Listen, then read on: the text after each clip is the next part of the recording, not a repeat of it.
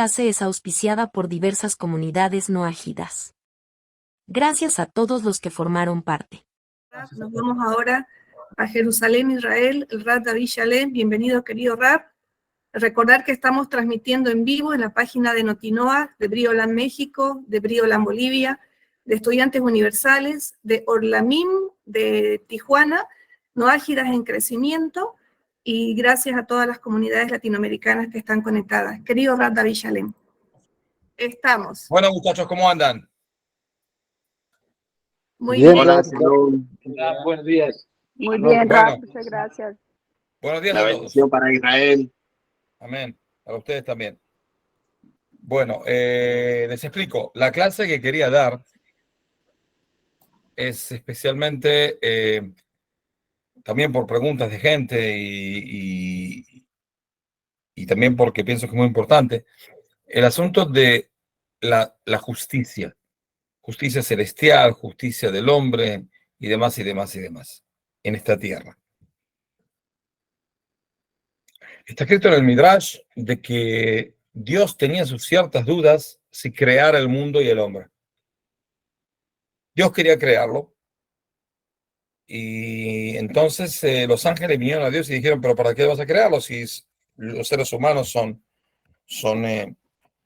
medio mentirosos y medio no derechos y medio pecadores, tienen sus malas acciones y demás y demás y demás?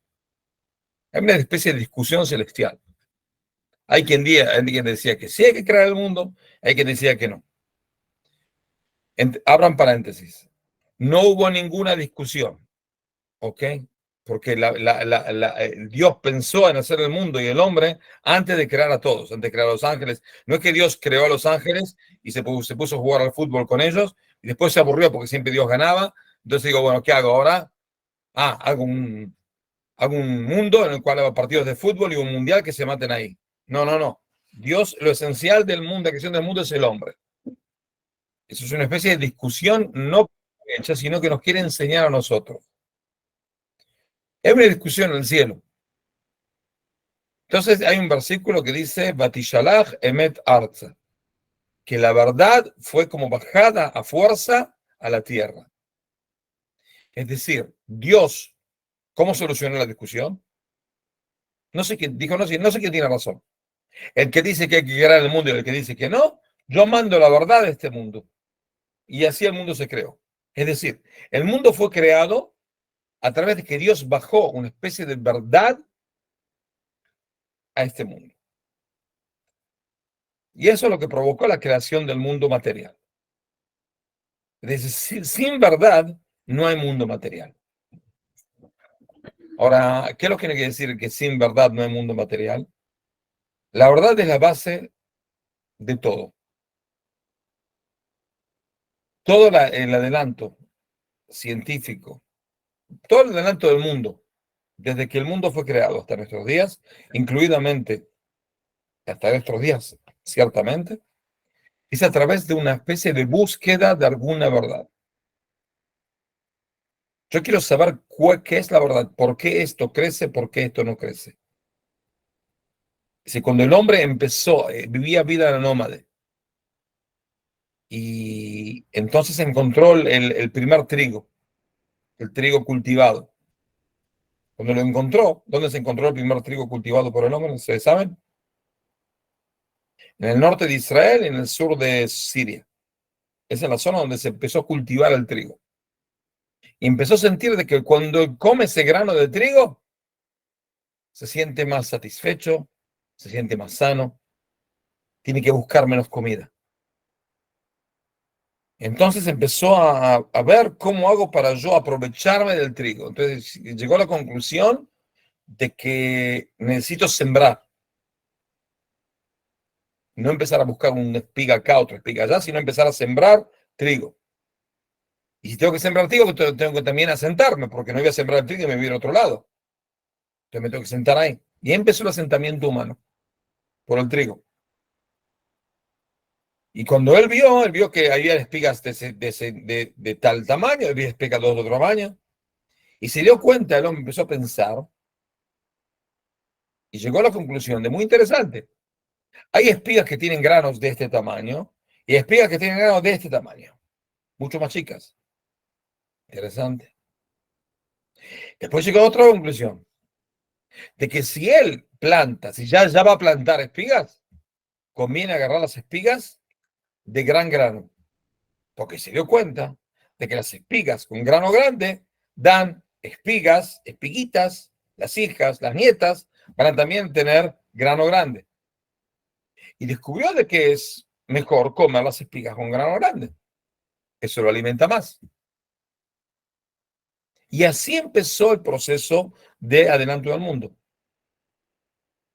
Todos los inventos del mundo es por buscar una verdad, por buscar el porqué.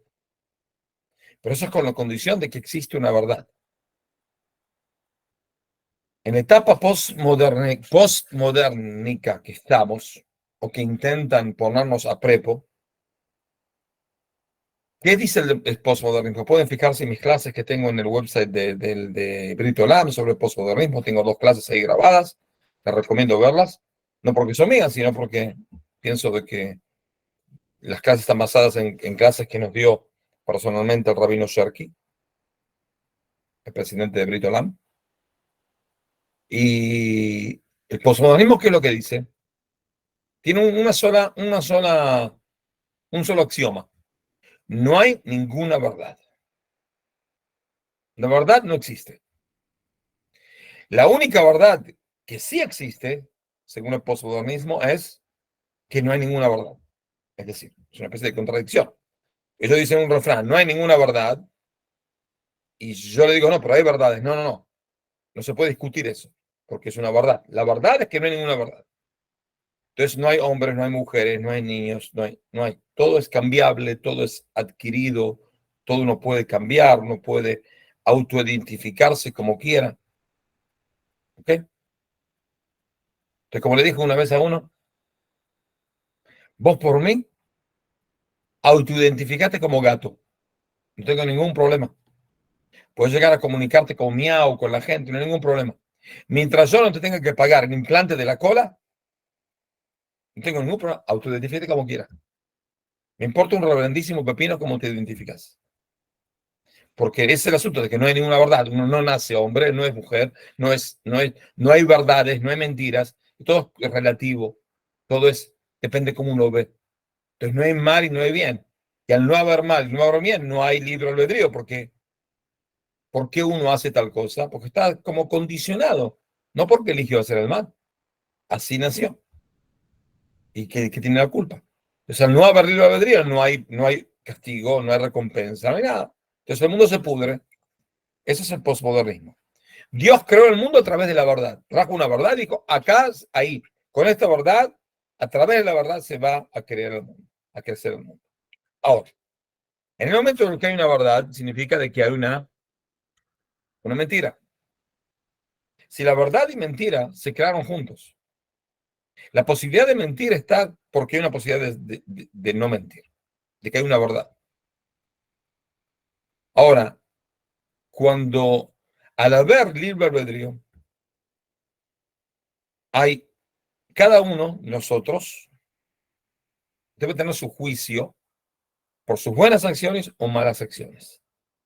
Tanto sea buenas acciones o malas acciones con el prójimo, por ejemplo, robar es una mala acción, o por ejemplo, hacer el bien, una bondad es una buena acción, o una verdad y una bondad con Hashem, con Dios. Hacer la voluntad divina es algo bueno. No hacer la voluntad divina es algo perverso, malo. Ahora, en el momento, como dijimos, al haber verdad hay mentira, al haber verdad y mentira hay libre albedrío, al haber libre albedrío hay que hace falta un juicio. Que el juicio es lo que determina si uno hizo una buena cosa e hizo una mala cosa. Y ahí recibe su recompensa o su castigo. Ahora, ¿hasta ahora está claro? ¿O le compliqué la vida demasiado? ¿Qué dicen? ¿Lo tienen claro? Para mí está claro. Buenísimo. ¿Ok? Para mí está. Bueno. Está claro. No, porque empecé con todo al 100% de velocidad. Por lo general yo entro despacito y voy adelantando, ¿no? Ahí, pum, empecé con todo.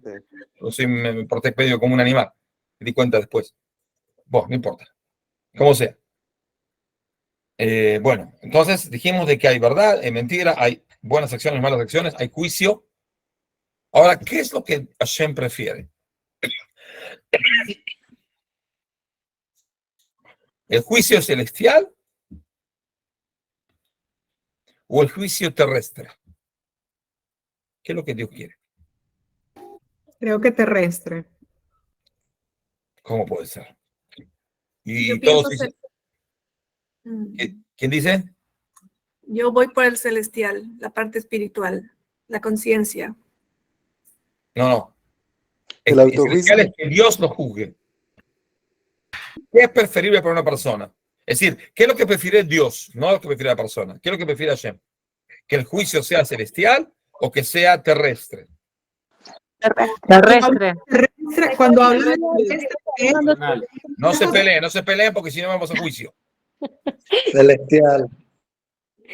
El rey David decía, prefiero caer en manos de Dios que en las manos del hombre. Sí, el hombre prefiere un celestial, seguro, ni hablar.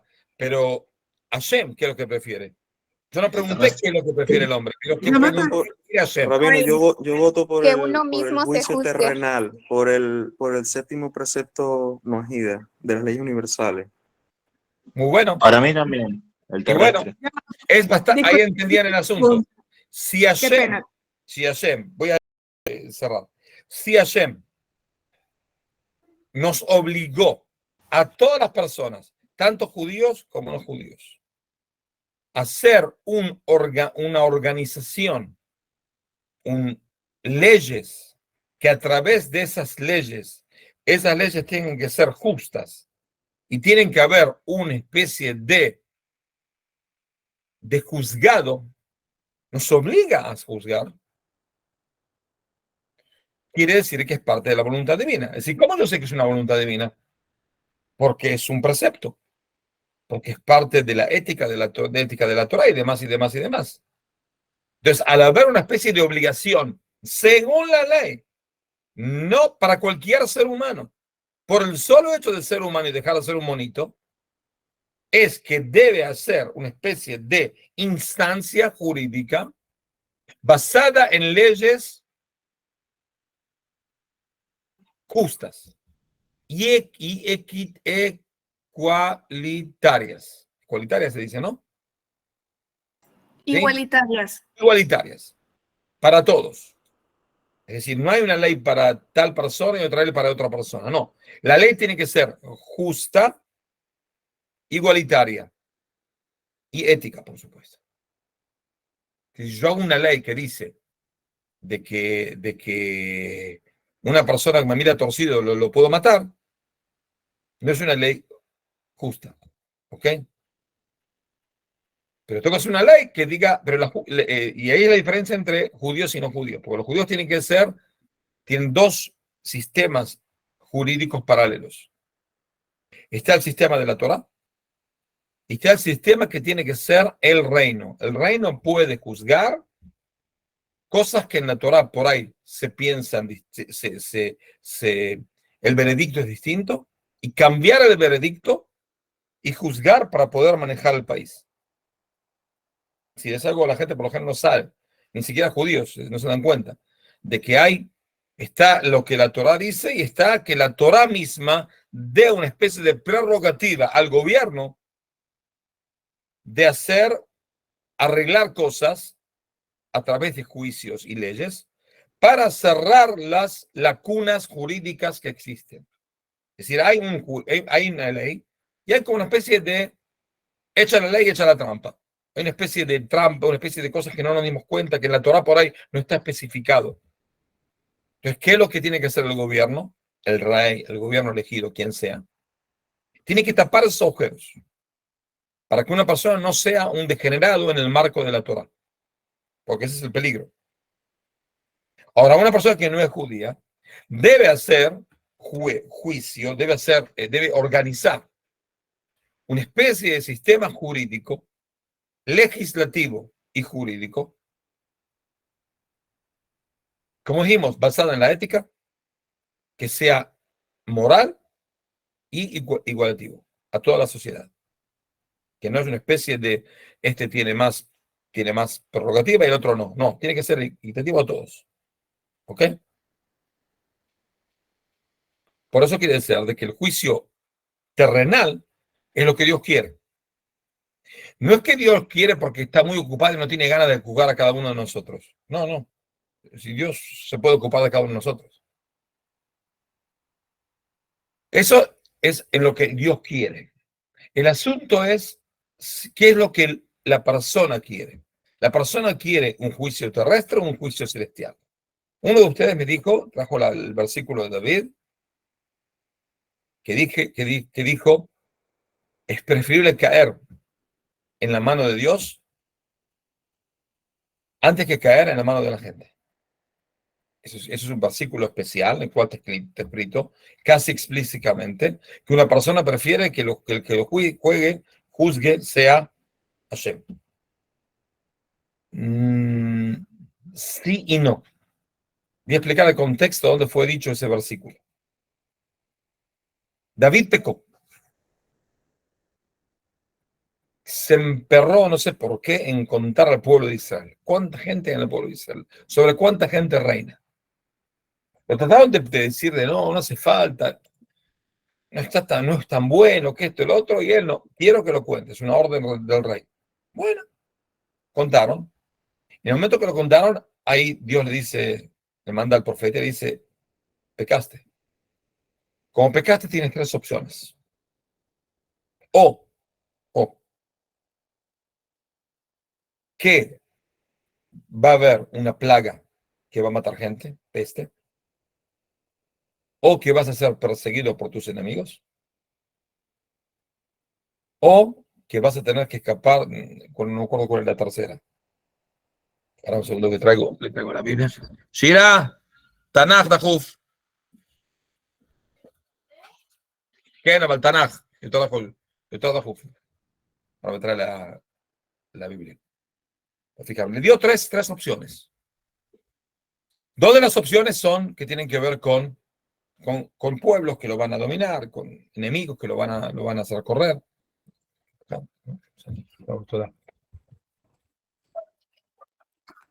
Me fijo acá.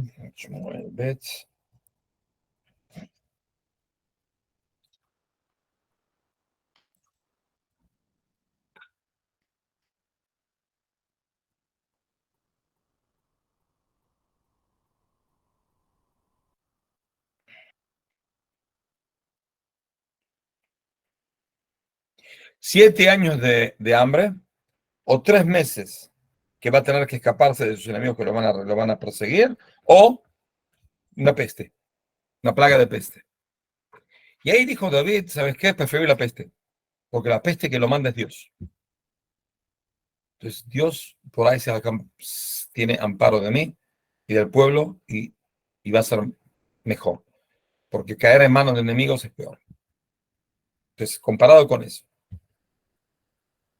Ahora, ¿cuál es la diferencia entre el juzgado divino y el juzgado terrestre?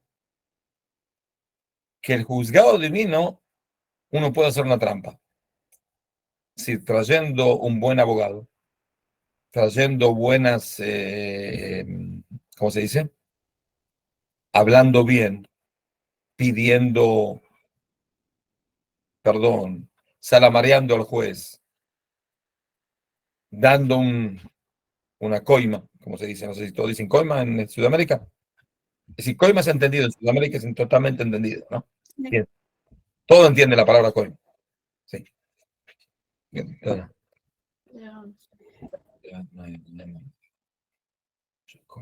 Sobornar también. Soborno. Bueno, entonces es preferible para el hombre un juicio terrestre.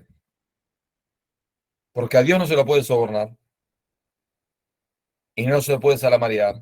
Y no se puede decir que no tuvo intención, porque Dios sabe justamente cuál fue intención en cada cosa. Entonces no existe cómo salir de eso. Eso es por un lado. Por otro lado, el juez terrestre que está en la tierra está muy limitado. ¿En qué está limitado? En la ley. La ley limita la posibilidad del juez de dar una condena o no dar una condena. Es decir, el juez está limitado también por arriba, no puede dar una condena más de lo que está escrito en la ley, y tampoco puede dar algo que es menos de lo que está escrito en la ley. Está como limitado. Puede abstener, puede decir no, él es la persona que no es inocente, pero va a ser mucho más difícil, ¿me entiendes? Y aparte de apelaciones. Uno pierde en un juzgado, va al otro juzgado mejor, hasta que llega al más alto, hasta que llega a la Corte Suprema y demás y demás. Es el juez de la corte chica de la aldea donde está, no quiere decir algo que va a ser mal porque después va a recibir la crítica del juzgado más alto. Entonces cada uno se cuida su ¿cómo se dice? Su carrera, su currículum, de que no diga de que él que él hace cosas malas, que es un juez que no sabe juzgar y demás y demás. Ahora, por eso la persona por ahí prefiere el juicio terrenal. Lo que hay que hacer es tratar de que el juicio terrenal sea lo más parecido que el juicio celestial. Dijimos que el juicio celestial es ético. Entonces las leyes tienen que ser éticas. Dijimos que el juicio celestial no hay como sobornar a Dios. No hay como sobornar. Entonces hay que tratar de que el juzgado sea insobornable. Es decir, al yo traer el juicio material cada vez más parecido al juicio celestial, estoy adelantando mi sociedad. Por eso una de las cosas más importantes es la lucha contra la corrupción. Porque la corrupción no existe cuando hay un sistema jurídico, no legislativo, también legislativo, pero más jurídico, con garras, con ganas de traer la verdad. En la Gemara hay un ejemplo de que hay un agujero en el cual, es decir, hay un tipo que tiene en su casa un depósito de trigo y viene el ratón, le saca trigo, le roba el trigo. Dice en la Gemara, no el ratón robó, el agujero robó. Es decir, el ladrón, el ladrón, el ratón ese que es ladrón, aprovechó que hay un agujero. Si no hay ningún agujero, por más vuelta que da el ratón, no va a poder pasar. No hay nada que hacer. Así es. Entonces lo mismo acá. Al haber ¿cómo se dice? La degradación social que pasa en corrupción, está basado en una especie de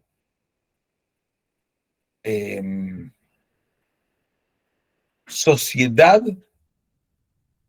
secreta y no explícita entre la sociedad, el que quiere hacer las cosas mal, la legislación, que no cierra los agujeros. Entonces uno puede llegar a hacer cosas que están en el límite de la ley y todavía no transgredir la ley. Y especialmente la parte jurídica, el juzgado, que hace un juicio de soborno y puede tardar 20 años. En esos 20 años, el culpable ya tiene 80 años y no va a ir en cárcel. El que le robaron ya está, y ya está, ¿cómo se dice? Senil, y ya ni se acuerda que lo robaron, ni cómo se llama. Y ya a nadie le importa, y a nadie le interesa. Y entonces no hay una especie de robaste, pagaste. Entonces el próximo que va a robar va a pensar si le conviene. ¿Ok? Es como una vez un judío, hay un cuento que dice que un judío vino el duque de Polonia, y le dice, yo escuché que los judíos saben enseñar y tienen buena cabeza. ¿Y qué crees de mi vida? Bueno, tienes tres opciones. Me veo dos opciones. Yo quiero que enseñes a mi perro a cantar. Tienes 3 años para enseñar y dice, ¿cómo? Me va a llevar mucho tiempo enseñarlo a cantar. No, yo te mantengo acá, tienes en el palacio, puedes vivir, tú, tu familia y demás, y demás, y demás. Tienes que enseñarlo a cantar. Y si no puedo enseñarlo a cantar, te mato. Entonces el tipo, el judío empezó a pensar, pero ¿cómo salgo de esto? Si yo no puedo enseñarlo que cante. Digo, ¿sabe qué? Me va a llevar como 3, 4 años. No hay ningún problema, se trata acá 4 años enseñarle a cantar. Entonces una le preguntó una, y él aceptó, no tenía otra opción. Entonces un amigo le preguntó, ¿cómo aceptaste, infeliz? Y al final el perro nunca va a cantar. Entonces, mira, o que el perro se muere, o que el duque se muere, o que yo me muero. Es decir, algo va a pasar. No es acá. Si hay una especie de condena, y la condena se da 20 años después del caso, 20 años después de la denuncia, ¿qué posibilidad de que la gente tenga miedo? Nada. La gente va a seguir pecando, va a seguir, porque dice, 20 años me tienen juzgado, no estoy preso, no estoy detenido, vivo mi vida.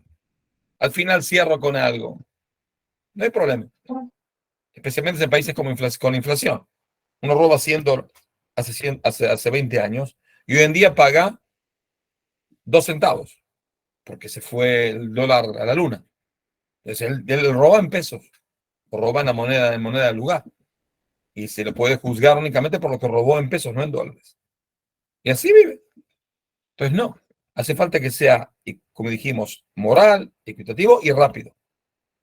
Lo suficientemente rápido, sí, no tan rápido para que una persona no pueda tener defensa, no puede preparar sus atenuantes, sus agravantes, qué decir en el juzgado. No se puede terminar por ahí en 2 horas, pero sí no se puede terminar en 20 años. Seguro que no. Porque si no, no hay cómo parar el círculo vicioso de toda esta situación. Ahora, la mayoría de ustedes son de Latinoamérica.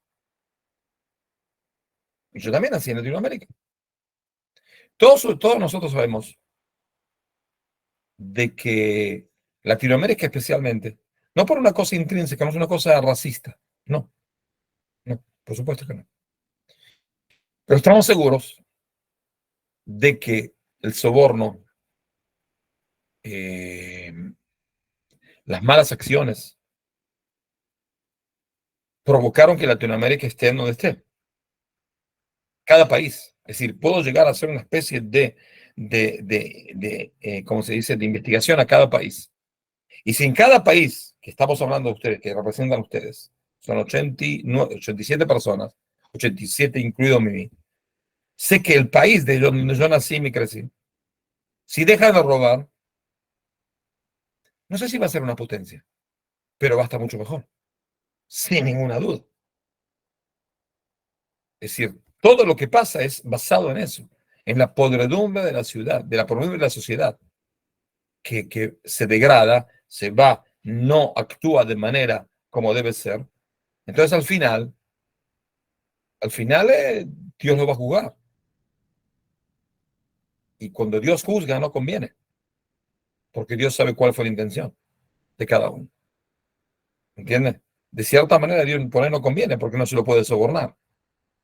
Entonces lo que hay que hacer es hacer una especie de tratar de cambiar las sociedades de todo ese bochornoso sistema de robo continuo, usurpación y demás cosas que degradan la sociedad. Las sociedades no se degradan por problemas con Dios. Es decir, hay, como dijimos, hay 2 cosas. Están las cosas con Dios y están las cosas con el prójimo. Nunca en la historia de la humanidad, desde la creación del mundo hasta nuestros días, Dios mandó un castigo a un lugar, a una región, a una ciudad, por problemas con Él, porque no cumplen sus misiones y sus deberes con Dios. Siempre, los imperios, los lugares que hay desolo total, los lugares donde Dios exterminó, el mundo que fue aplastado por las lluvias y demás, fue por problemas entre el prójimo, entre las personas. Sodoma y Gomorra, el diluvio y demás y demás y demás. Lo que pudre un imperio, los imperios más grandes del mundo, lo que los pudre es la podridumbre social dentro del imperio, que no tiene nada que ver con Dios. No. Dios, cuando derrumbó imperios, no se fijó si ellos cumplen los 7 preceptos de Noé. No fue el asunto. Seguro que una persona que no cumple los preceptos que debe ser como no judío, el precepto de Noé, seguro que va a recibir su castigo, pero por ahí Dios le da una especie de forma, una especie de tiempo y lo juzga por ahí arriba. Pero el juzgado total de toda sociedad, que Dios decreta que esa sociedad va a dejar de existir como sociedad, es por asuntos entre el prójimo, entre una persona y el prójimo. Al faltar eso, no hay cómo salir. Y ahí Dios dice, eso no puede seguir. Tanto sea en Israel, el pueblo de Israel, tanto sea en demás pueblos, así Dios maneja el mundo, en el cual se fija específicamente en cómo una sociedad se comporta entre ella misma y con las demás sociedades. Porque eso carcome toda la posibilidad de una vida en común en este mundo. Dios quiere que vivamos en sociedades. Así organizó. Puso en el alma de la persona, como dice Maimónides, el hombre, el ser humano, es un ser humano social. Social. No simplemente social. Entonces, si la sociedad está podrida, uno puede decir, bueno, yo me voy a una isla a vivir con un coco ahí, y estoy en la arena, y ya está. Que se muera el mundo. Y bueno, no sos una persona, sos un ser humano. Dios no quiere eso. Dios no quiere que nos esparzamos en todos lados del mundo y cada uno viva su vida y no importa un pepino del vecino.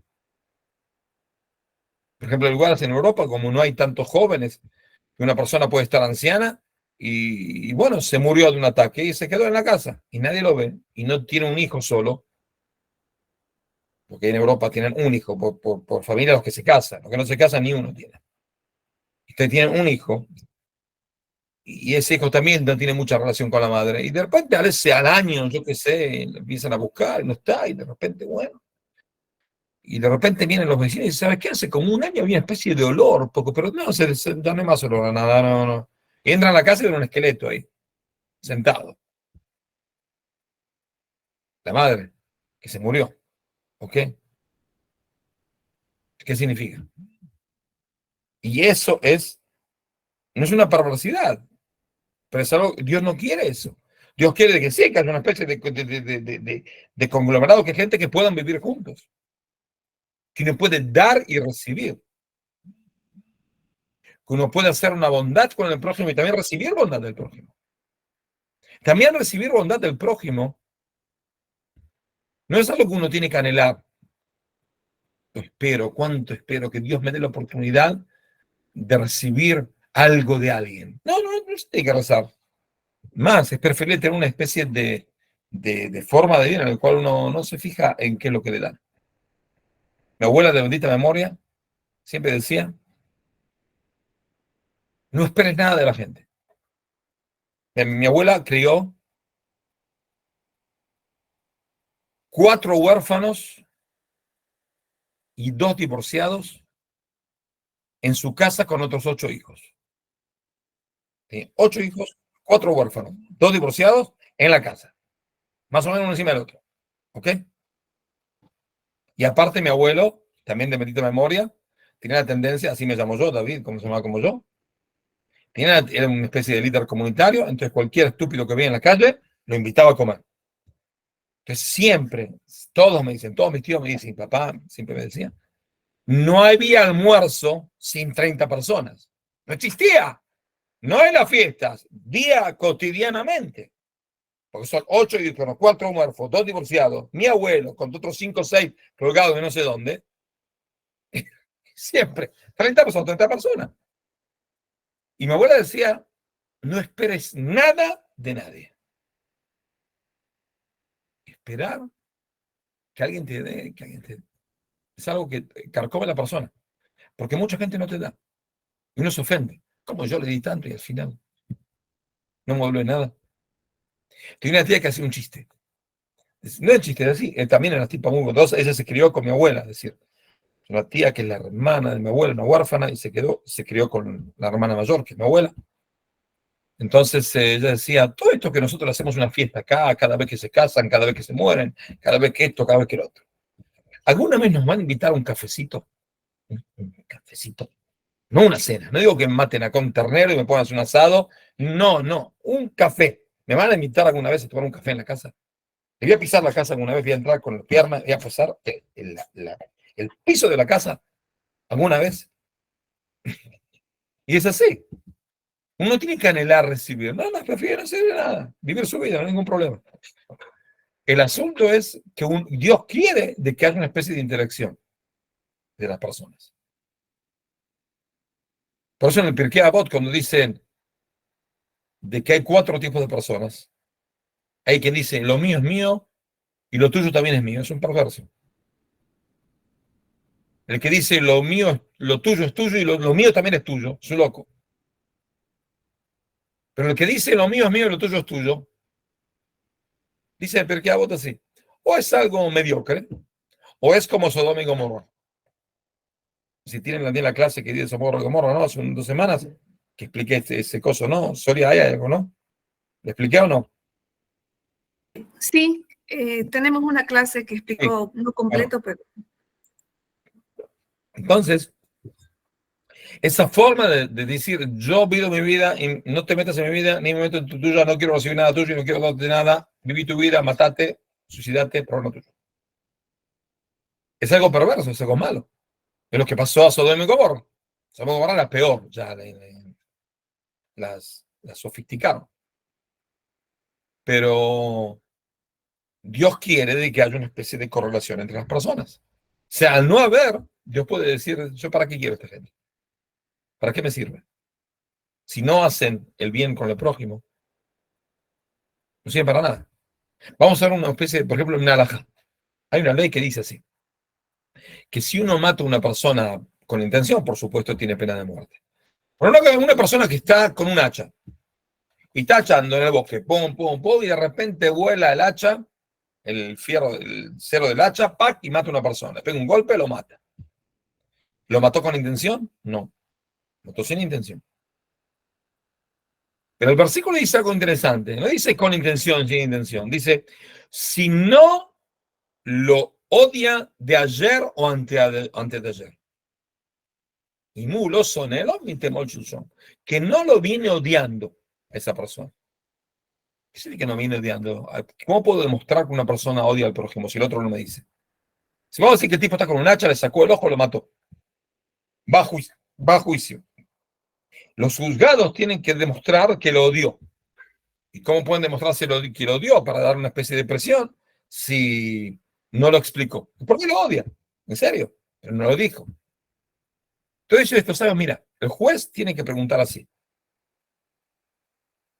Tiene que recibir testigos que vieron que esas 2 personas se cruzaron en la calle y no le dijo buen día. Si una persona se cruza con el otro y no le dice buen día es porque lo odia. Durante 2 días. Una primera vez no se dio cuenta, no sé, no lo vio. El segundo día, 2 días seguidos, no le dijiste buen día, debe ser que lo odias. Y si el tercer día lo mataste de casualidad, no es de casualidad. No es de casualidad. No tenés pena de muerte. Pero casualidad tampoco. ¿Ok? No me la cuentes a mí, entonces tenés que exiliarte a otra ciudad, vivir ahí hasta que se muera el sacerdote. Porque de ahí salió el refrán, cada muerte de obispo, ¿no? Que es la muerte del sacerdote. Y ahí puede ser, sino que se quede ahí toda la vida, que se muera ahí. No hay problema. Quiere decir que una persona no dice buen día al prójimo. Es difícil no decir buen día. ¿Se imaginan acá? En mi barrio viven 50.000 personas. ¿Se imaginan si todos los días les tengo que decir, no a mis vecinos que están acá, tengo que decir a cada uno que lo veo buen día, buen día, buen día, buen día, buen día, buen día, buen día. A la semana tengo que ir al ortopédico que me arregle acá, a los 2 días tengo que me haga un masaje porque me tengo buen día, buen día, buen día, buen día, buen día, buen día, buen día, buen día, buen día. Ya te sale en la mitad de la noche, uno se despierta, buen día, buen día, buen día, buen día, buen día. Esto es lo que hace todo el día. ¿Qué hiciste el día? Estoy cansadísimo. ¿Qué hiciste? Dije buen día a 40.000 personas. ¿Se imaginas? Es un problema. Pero de cierta manera sí, uno tiene que decir, desear que el prójimo tenga un buen día. Muy fácil. Es parte de la vida que uno tiene que tener. ¿Hay preguntas? Sí, aquí hay una pregunta en el chat. Dice, si otra persona roba y luego que regala lo robado, ¿cómo es? ¿A quién la regaló? Si otra persona roba y luego regala lo robado, ¿cómo Y es un sería la estúpido. Es un estúpido. Ese es como especie de Robin Hood. Ah, Robin Hood. ya. Robin Hood es muy, muy, muy emocionante, sí, Robin Hood. Eso era en Inglaterra cuando los aristócratas robaban lo que querían. ¿Ok? Pero en una sociedad democrática moderna no se puede robar para darle al prójimo. ¿Ok? El asunto de entrar en la billetera del prójimo para darle a un otro, lo que se llama justicia social, por lo general es una aberración. ¿Ok? El Estado debe recibir impuestos de gente y con eso darle lo que cada ciudadano necesita hasta cierto punto. Hasta cierto punto. No se debe dar al ciudadano un auto 0 kilómetros y demás. Pero hay cosas que necesita ver, salud pública, estudios públicos y demás, y demás, y demás, que necesita cualquier ciudadano. Y eso se saca con los impuestos. No a través de un robo organizado. Pero también los impuestos tienen que tener una especie de lógica. No puede ser que las personas que más se esfuerzan pagan más impuestos. No puede ser. Porque si no, eso provoca que mucha gente viva de la vaguedad. Porque dice, ¿para qué tengo que trabajar si al final recibo lo mismo? Por ejemplo, en la época del comunismo, por ejemplo, es una especie de aberración económica. Es decir, siempre por lo general dicen que una persona joven es comunista y después se hace capitalista cuando ya es más mayor. Entiende la estupidez del comunismo. Yo nunca fui muy inteligente, ¿eh? Pero en mi vida fui comunista. A mí no me convencieron esta estupidez nunca en la vida. Nunca, nunca. Es una estupidez, no se puede creer. Económicamente es una estupidez.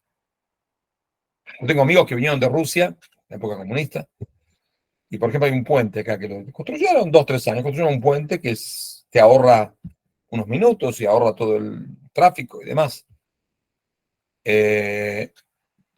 Yo me dijo, pasamos por acá y me dijo, ¿hace cuánto que empezaron a construir? Me dije, hace 2, 3 años.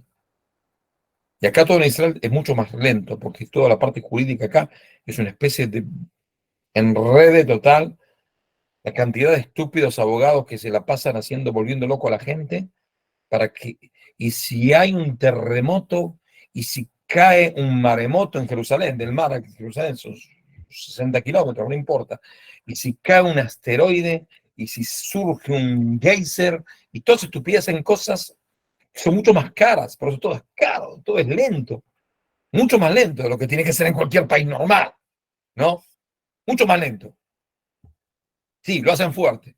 Es decir, si cae una bomba atómica, lo único que va a quedar es el puente ese. La ciudad se va a hacer pomada, pero el puente va a estar ahí, porque lo construyeron de una manera que no se va a romper nunca, ni una bomba atómica lo rompe. Entonces, ¿qué pasa? Digo, ¿sabes cuánto tiempo tarda en Rusia, en mi país, para construir este puente? Una generación. ¿Sí? Porque uno llega a la mañana, están 50 empleados, tienen que trabajar. Entonces, el que se rompe el alma y el que no hace nada y se la pasa tomando vodka, recibe el mismo sueldo. Entonces, ¿para qué? Entonces, al primer día empezaron a trabajar y hay 5 que tomaban vodka y no hacían nada todo el día. Al final de mes recibieron lo mismo. Al segundo mes ya no eran 5 que tomaban vodka, ya eran 15 que tomaban vodka. Al año queda un estúpido que hace el trabajo y todo lo demás trabajan 1 hora y se la pasa tomando vodka ahí tirado en el lado. Así es. Entonces, ¿entienden? Entonces, el asunto es, por un lado, hacer justicia, ¿no? Por un lado, hacer justicia, pero por otro lado, actuar de manera ética y de manera equitativa. No puede ser que una persona que se muere y una persona que no se muere reciban exactamente lo mismo. ¿Ok? ¿Alguna otra pregunta? Sí, vamos a intercalar. Vamos a hacer una de mensaje, otra de levantada de mano. Claudia Castillo levantó la mano, por favor. Sí. Hola, Rap, buenos días. Rap, bueno, no sé si es una pregunta, un comentario, pero por ejemplo en Colombia es como ya aberrante escuchar a la gente que diga, ya sabemos que los políticos roban, pero que roben poquito, pero que hagan las cosas. O sea, y cuando uno escucha uno de esos temas, uno dice, pero sí, o sea, no, uno no sabe ni qué responder, o sea, queda Mira, uno es como en como, Argentina. En Argentina había un presidente sirio que se llamaba Menem, que decidió hacerse cristiano para que pueda ser presidente, porque constitucionalmente en Argentina no se puede ser presidente si uno no es católico apostólico romano. Entonces él era musulmán. Pasó a ser católico un año antes para poder llegar a ser postulado como presidente. Y robó menos que lo de ahora. Ahora roban, ya no tienen manos para robar. No les quedaron, son como pulpos. Increíble la cantidad de roba. Él robó menos, pero robó. Pero por lo menos movió la economía. El anterior nunca robó nada. Pero la economía es un desastre porque no supo hacer nada. Entonces, de cierta manera yo entiendo lo que dicen. Pero igual a largo plazo está equivocado. ¿Por qué? Porque el que roba un poco, viene el que viene después, el que lo sucede, va a robar más. Y después van a robar más. Y después va a robar más. Ustedes cuando roban los presidentes, aquí, ¿a cuesta de quién roban? A cuestas de la gente que no tiene cloaca en las villas miseres. No a cuesta de los empresarios. A cuesta de la gente que no tiene educación pública. A ellos les roban. No tienen que entender de que eso, lo que roban es de ellos. ¿Ok? Acá el primer ministro de Israel está con juicios. No por robo, sino por recibir regalos de alta categoría y los tenía que haber dicho que los recibía de un amigo que es multimillonario. ¿Saben cuál es uno de los juicios? ¿Es por qué? Porque él recibió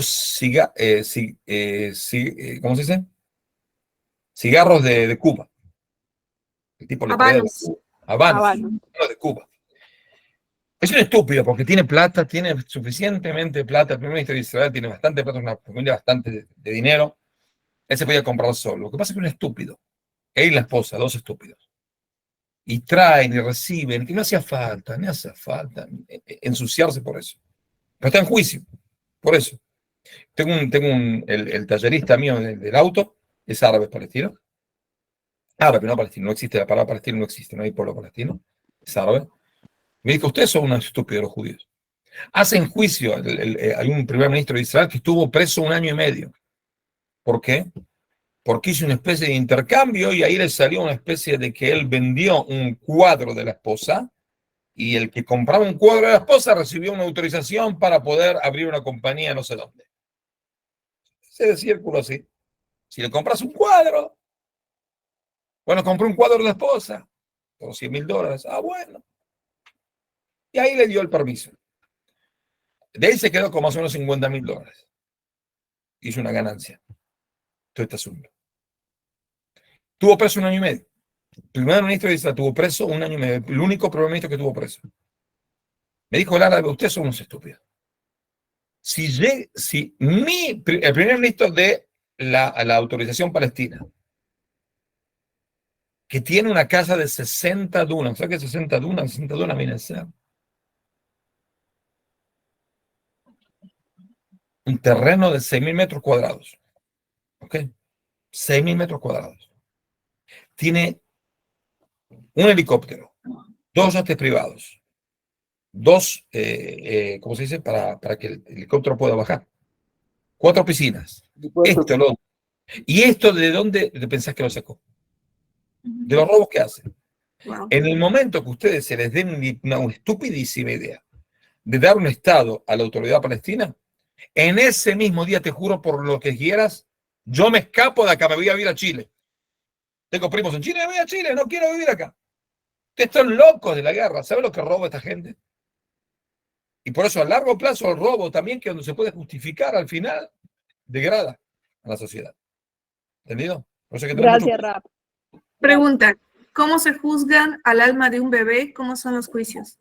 No hay juzgado. El bebé no tiene que cumplir nada y cuando muere el bebé es parte de la cuenta celestial, que es por los pecados del padre, de la madre, o por los pecados del pueblo en el cual él reside. Y cuando en el año 1889, pienso, una especie de pogrom, que mataron bastantes judíos en la ciudad de Kishinev, en Ucrania.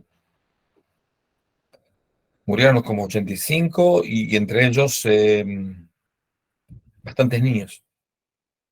Es uno de los más grandes escritores de canciones y versos de Israel, que se llama Nachman Bialik, que es lo que se llama ¿cómo se dice?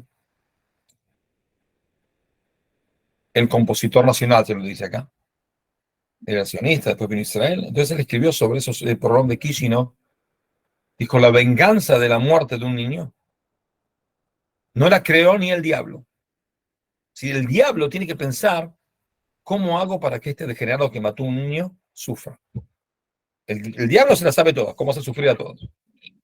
Pero ni se le pasó por la cabeza, ¿qué castigo puede dar un degenerado que mató a un niño? Por eso los 55 niños que fueron matados en el ataque del Hamas, incluido 18 decapitados, incluido 12 quemados vivos, atados y quemados vivos con queroseno, los quemaron vivos. Eso no lo inventó ni el diablo, ni el padre del diablo, ni el Espíritu Santo del diablo. Eso es impagable en este mundo. ¿Ok? Impagable, inexpugnable. Pero el niño como niño no debe pagar nada, seguro. ¿Ok? ¿Alguna otra pregunta? Sí, Oscar Castillo levantó la mano. Oscar, ¿estás ahí? Ya, continuamos con la siguiente pregunta. Ana Holguín, ¿qué pasa con el alma de los animales? ¿A dónde van ellos? ¿Volveremos a ver a nuestras mascotas? El animal no tiene alma, tiene lo que se llama Ainefesh Ruach Neshama, y si hay 3 niveles, no sé cómo traducirlo justamente, pero el animal tiene únicamente el nivel más bajo. Por eso no es parte de ningún círculo espiritual. Es decir, eso se va con él en la tumba, muere, se entierra y no va a ningún lado. ¿Ok? Bien. Jesús Reinaldo. Shannon Zabs, desde La Paz, Bolivia. Sí. El sistema, bueno, ha dicho que hay 2 sistemas jurídicos, uno que es la Torá y es el reino. ¿El sistema del reino es el sistema del hombre? Sí, el hombre decide, es decir, el rey, la parte directiva, decide para arreglar la sociedad y para tapar los agujeros, lo que llaman lacunas jurídicas que permiten a degenerados seguir haciendo el mal, y también para cambiar la sociedad para bien, seguro como parte de una especie de visión ética, basada en la ética, puede llegar a determinar juicios, decretos y castigos que no están escritos en la Torá. Por ejemplo, cuando David le pecó con Bathsheba, el profeta le contó un cuento de un tipo, un millonario que le robó un ternero a uno, que es un pobre tipo que tenía una sola ternera. ¿Qué es lo que dijo David? ¿Tiene pena de muerte? Tiene 4 penas de muerte. Y eso es lo que le pasó a David. Que el profeta le hizo, tú ahora te juzgaste a ti mismo. Tú eres el que robó. Robaste la esposa a Bathsheba, al esposo.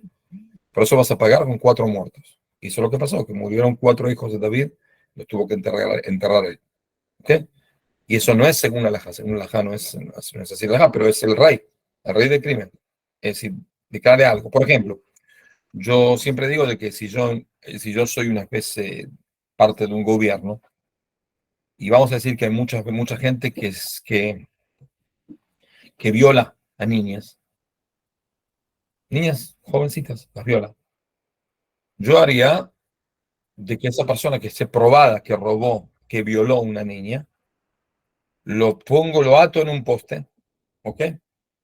Lo pongo el poste en la mitad de un nido de termitas, le pongo miel sobre el cuerpo y las termitas se lo van a empezar a comer de a poquito. Sí, se van a morder de a poquito. Y lo pongo grabado en todas las redes sociales y en toda la televisión y en toda la radio. Cualquier canal de televisión que prendes, ves al tipo ahí gritando, gritando y llorando porque se lo están comiendo. Miles y miles de termitas. Cada uno le come 1 milímetro cuadrado de la carne. Así de a poquito se va muriendo. Y les aseguro que el que ve esa pena de muerte, el que se le llega a ocurrir la estupidísima idea de violar a una niña, lo va a pensar ya bastante más veces. ¿Ok? Bastante más veces lo va a pensar, porque no conviene. Porque la próxima vez que van a hacer una ejecución con las termitas y la miel, va a ser la de él. Entonces, eso es lo que el rey debe decir, o el gobierno debe decir. Son cosas para arreglar la economía, para arreglar la seguridad pública, para arreglar todo lo que decimos. ¿Ok? Ligia María. Gracias. Bueno, creo que ahí justo están también escribiendo la misma pregunta, es con respecto al aborto, ¿no? Primero, el aborto consciente, el que la mujer decide o la pareja decide ir a abortar, y segundo, con el aborto inconsciente, o sea, esos niños que después de los 3 meses no terminan de gestar, se pierde por alguna razón. ¿Qué pasa Bueno, con vamos a empezar por el segundo. El segundo nadie tiene la culpa de eso. Dios no quiso, por ciertas circunstancias, de que ese niño nazca. Es parte de lo que la pareja tiene que pasar en su vida. Es una especie de desafío que la pareja tiene un desafío enfrente de cómo sobrepasar ese desastre que tuvo. ¿Ok? Entonces, no hay juicio, no tiene nada que ver. El aborto intencional pienso que es la única halajá, la única ley judía, en el cual los hijos de Noé tienen más restricción que el pueblo de Israel. Es decir, un judío que aborta, depende del mes y demás, no se considera como que asesino. Un noajida que aborta se considera un asesino. Es la única ley que yo conozco que es más estricta en un noajida que con un judío. No pienso que haya otra ley. Sí. Por eso uno tiene que tener mucho cuidado con el asunto del aborto. Si ya hacen aborto, seguro en el primer mes, segundo mes, no más. ¿Ok? Ok. Oscar Darío. No, era sobre el aborto de una mujer no agida. Ya dieron la respuesta también.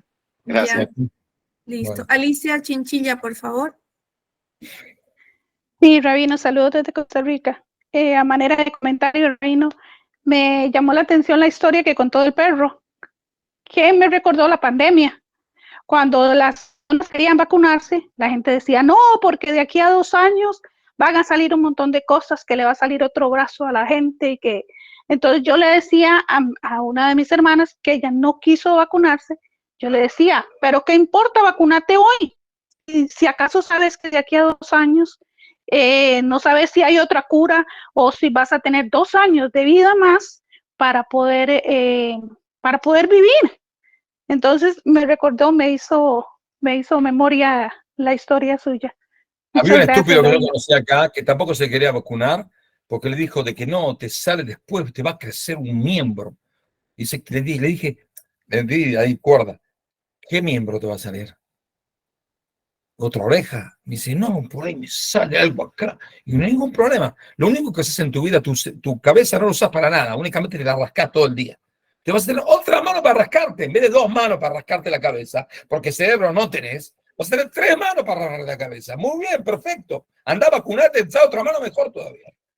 Mucho cerebro acá no tenés, entonces por lo menos te rascás, viene bien. 2 manos, 3 manos, 8 manos que te rascan juntas, viene muy bien. ¿Ok? ¿Cómo se puede hacer una denuncia contra alguien sin caer en hablar mal de esa persona? No, la denuncia es parte de lo que se debe hacer según la ley de la Torá para arreglar una sociedad. Es decir, la lashon hara no es cuidar a un delincuente. Porque yo veo a una persona asesinando al otro y digo, no lo voy a decir porque la lashon hara. No, pero ese tipo va a seguir asesinando. Entonces tengo que parar ese círculo. tengo que denunciarlo. Esta persona asesinó, tengo el nombre y el apellido de la persona que asesinó, vi a la persona, o robó, o demás. No es la Lashon Hara, es parte de la sociedad, que uno debe ser así. ¿Ok? Si no, la sociedad nunca puede cambiar. El Lashon Hara no está atando a las sociedades para que los delincuentes sigan haciendo delincuencia. ¿Ok? Más todavía. En la Torah dice, si una persona no va a juicio y no atestigua contra el delincuente, él recibe su pecado por no haber ido al juicio, no haber ido a atestiguar contra él. ¿Ok?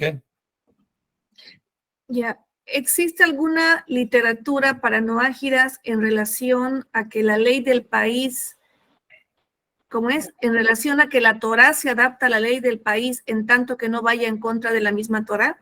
Es algo lógico, no hace falta que esté escrito. La Torá nunca va a entrar en una ley de un país que no contradice la Torá. Por ejemplo, la Torá nunca, hay una costumbre de los italianos que llegaron a todos lados del mundo y también a los que llegaron a Argentina, que es el 29 de cada mes comen ñoqui. Ñoqui con salsa de tuco, lo que sea, comen ñoqui. Por eso llaman a todos los empleados que están de más en Argentina, que los pusieron por cosas políticas, que no hacen absolutamente nada, los llaman ñoquis. ¿Por qué? Porque vienen una vez por mes a recibir el sueldo, no hacen nada. ¿No? Se llama ñoqui. Cuando el argentino no dice ñoquis, son estos que no hacen nada y únicamente vienen una vez por mes. Ahora, ¿se puede comer ñoqui según la halajá? No está escrito que no. Si no está escrito que no, también para un judío, cualquier cosa que uno pueda hacer, que no está en contra de la halajá, que no está escrito que está prohibido, está permitido. ¿Ok? ¿Se puede denunciar a los padres? Depende en qué. Si mi padre ahora estacionó en un mal estacionamiento, no tengo que ir a la policía como estúpido y decirle, bueno, mi padre tiene auto mal estacionado, dale una multa. Pero si mi padre hubiera violado a alguien, seguro que lo denuncia. Porque no quisiera que él siga haciendo eso. ¿Ok? Es para su bien, para el bien de mi padre. Para salvarlo de próximos pecados peores. ¿Actualmente en algún país están los preceptos noágidas considerados como una opción para hacer justicia? No, pero las leyes de todos los países, en parte de cada país, tienen una especie de influencia de la ética bíblica, de la verdad y de la ética. Esa sí es una influencia, es una influencia indirecta. Pero igual es una diferencia como sea de que se ve, de que los países tratan de ser éticos, tratan. Al final por ahí no sale porque como dijimos que hay corrupción y demás y demás y demás.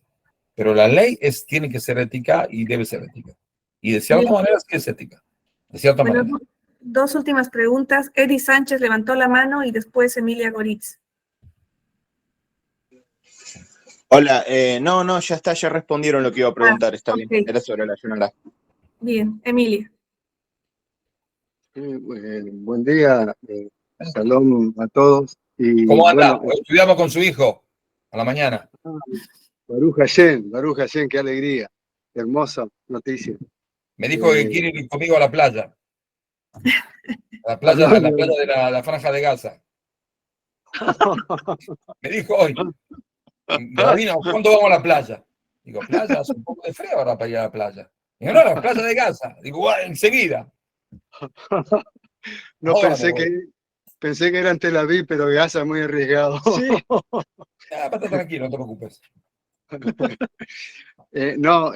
Hicieron una pregunta recién si hay países que hay algunas leyes noágidas.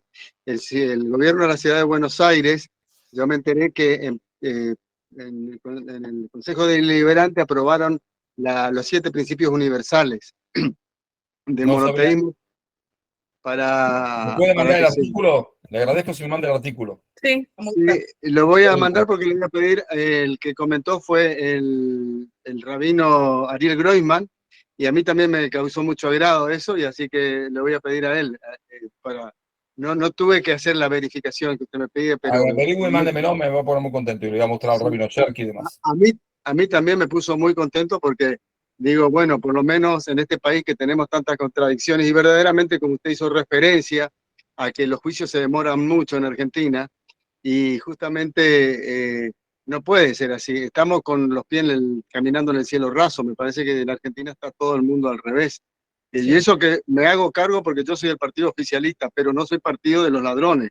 Y vamos a ponernos ahí. Y por supuesto que no lo voy a poder decir tan abiertamente porque me pelean, capaz me matan. Pero hay que hacer honor a la verdad. No podemos seguir un país y un... Ya lo van a, usted vive cerca de las cataratas de Iguazú. Que si Sí. ya lo van a matar, váyase a la catarata y se tire de ahí, por lo menos lo filmamos, va a ser muy emocionante. No me queda otra. No Porque te si queda cruzo otra. al otro Fíjate la lado, catarata de ahí arriba y otra cosa. no puede ser, porque si voy al otro lado, Ciudad del Este, el presidente Stroessner, me agarran los musulmanes, así que no tengo opción. Me tengo que estirar en la Bien. mitad. Bueno, Le agradezco su gracias Hugo. Querido Rab, están preguntando por los certificados de la declaración no ágida. Varios. Le pedí, por favor, lista de gente que no lo recibió. Mándenme una lista de gente que no lo recibió. Nombre, email, y yo se lo mando. Me ocupo yo. ¿Ok? Ok, listo, Rabino. ¿Alguna Ya, otra pregunta? si cerramos con una, mil disculpas a las demás personas, voy a tener que, alguna pregunta que está desde hace rato pendiente. ¿Cómo podemos seguir apoyando a Israel desde nuestra posición de Bnei Noach? Primero, hay que entender, hay discusiones en ámbitos, en encuentros y demás, y demás, y demás. Se puede hablar también de la justicia, de la lucha entre el mal y el bien, pero también se puede hablar de una especie de cosa torcida que hay, que es explicar de que dicen de que la ley de la guerra prohíbe hacer lo que Israel hace en estos días, que es reventar la franja de Gaza y mueren gente civil también y demás y demás.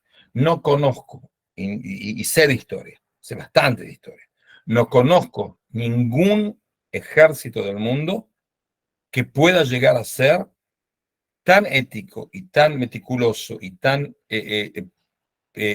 ¿cómo se dice? Tan detallista para no matar civiles como el ejército de Israel. No existe en el mundo. Según la ley, la ley de la Convención de Génova, según las leyes mundiales, cuando una persona que es militar entra en un lugar de civiles para no caer, el atacante puede atacar el lugar civil y que se mueran 10.000 personas civiles para matarlo a él. Esa es la ley. Israel no lo hace. No lo hace. Ya hay 600.000, más de 600.000 personas que se fueron con la autorización de Israel a otro lado, al sur de la Franja de Gaza, para no estar involucrados y para no tener un problema de que lo pueden llegar a morirse o irse. ¿Ok? Cada día salen decenas de miles, más todavía. El Hamas hace todo lo posible para que no salgan. Les tira, los bombardea, los asesina, para que no salgan. Israel custodia esas caravanas de gente para que puedan salir de manera no arriesgada de su lugar para no estar involucrados en ese asunto. Es decir, el que tiene la culpa de todos los civiles son el Hamas, que se esconde dentro de ahí y pone esas cuevas que no son cuevas, son fortificaciones bajo tierra, abajo de hospitales, abajo de escuelas, abajo de jardín de infantes, abajo de todos lados. Ese es el que tiene la culpa, no Israel, de ninguna manera. ¿Ok? Eso es muy importante decirlo, de que no conozco ningún ejército del mundo que lo haga. Los ejércitos más éticos del mundo, los más estrictos del mundo, no lo hacen. Israel hace una semana que tiene rodeado el hospital que es una especie de búnker, que está lleno ahí es una base militar. Es decir, ahí hay 500 enfermos y 5.000 soldados de Hamas bajo tierra, con todo lo que quieran, ¿eh? Y no entró al hospital hasta que no salgan los enfermos, no salga la gente que esté ahí. Porque no quieren atacar a civiles. Al final no va a haber otra opción, va a tener que atacar. Pero se hace lo posible para que la gente se vaya. Y se le habla por teléfono a la gente y le dice, escapate, andate porque vamos a atacar. Y ellos tampoco pueden salir, porque si salen, jamás los mata. ¿Entendido? Están, como se dice, agarrados de todos lados. Pero el que los mata son esos terroristas que no los dejan salir. Por eso es muy importante aclarar ese asunto. No conozco ninguna ningún testimonio de que en los 75 años del nacimiento del Estado de Israel, ningún soldado apuntó a un civil para matarlo. No existe, no existió, nunca existió. Ponerlo ahí en la mirilla y pum, volar los sesos. No existió, nunca existió. Lo que hay es civiles que se mueren, sí, porque están en la mitad de la guerra, hay gente civil que sufre. Pero no tiene que ser correlativo. Es decir, la cantidad de civiles que murieron en Inglaterra con los ataques de los alemanes fue más o menos 80.000. 80.000 ingleses murieron en la guerra. Civiles, por ataques de misiles, el V1, V2, y bombarderos y demás. 80.000. ¿Cuántos civiles murieron por los ataques de los británicos y los americanos, todos en Alemania? 4 millones. No es proporcional. Había que matar únicamente 80.000. No, el que empezó la guerra fue vos. El que me atacaste fui vos. Cuando yo devuelvo. No hay nada que hacer, no puedo separar. Okay, y ahí fue sí intencional. Bombardearon las ciudades que no tenían nada que ver y las aplastaron y las demolieron. Nosotros no hacemos eso. ¿Ok? Bien. Bueno, muchachos, nos dejamos y si Dios quiere, nos encontramos dentro de 2 semanas. Vamos a pensar en el que tiene una idea de clases que por ahí quiere escuchar, le recomiendo mandar a Solia para que Solia me diga, bueno, por ahí damos una clase sobre por qué la oreja es redonda. No sé, cualquier tema muy interesante que los tiene muy abrumados y quieren recibir alguna respuesta judaica de la oreja, me tengo que pensar. Pero lo que quieran, lo que ustedes recomienden el tema, y es mejor para que podamos dar una clase interesante. ¿Ok? Muchísimas gracias. Gracias, querido Rab. Gracias. Gracias, Rab.